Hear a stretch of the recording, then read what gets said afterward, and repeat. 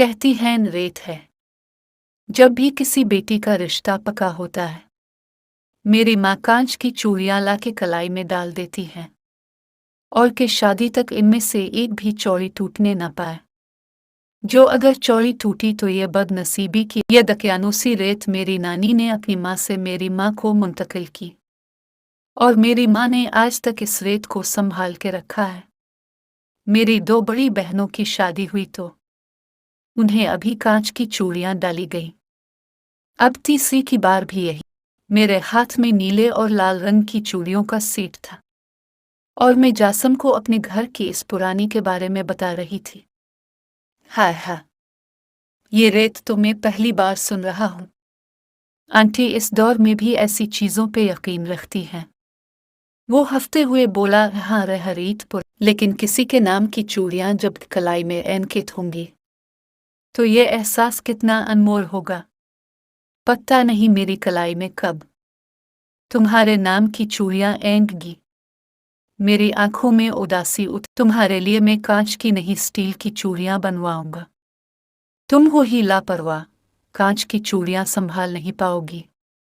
उदासी दूर करने के लिए इसने मेरा मजाक उड़ाया। तुम्हें संभाल लिया है तो चूड़ियाँ भी संभाल लूंगी।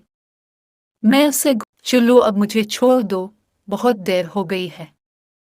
आज तो अम्मी से बहुत डांट पड़नी है। मुझे वक्त का अंदाजा हुआ तो मैं परेशान हो गई। कुछ दिन पहले नादिया आपी का रिश्ता पक्का हुआ था। आज अम्मी को चूड़ियाँ याद आईं तो मुझे बोले कि बाजार फौरन। घर से निकलते बार बार उनकी आवाज़ मेरे कानों में पड़ती रही कि जल्दी आ जाना, और भी बहुत काम है।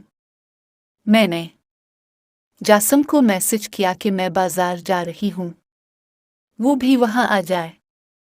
ऐसे आने में देर हो गई। जब वो आया तो हम इसी बर्गर शॉप पर गए जहाँ पहले भी जाया करते थे। कभी कभी तो मिलने का मौका मुयस्सर आता था। बीएससी के इम्तिहानात के बाद अम्मी ने तो मुझे घर में कैद कर लिया था। पहले तो कॉलेज आते जाते जासम से मिल लेती थी, लेकिन अब बहुत मुश्किल था। हमेशा की तरह जासम मुझे चौक से पहले वाली गली में, आगे मुझे पैदल ही जाना था। जासम और मैं एक ही गली में रहते थे। बचपन साथ में गुजरा, साथ में खेलना कूदना और होमवर्क भी साथ में करते। पर मैं जब जरा बड़ी हुई तो ने मुझ पे वो पाबंदियां लगाएं कि जासम से हर रोज मिलना दुशूरा हो गया। लेकिन कभी कभार मुलाकात का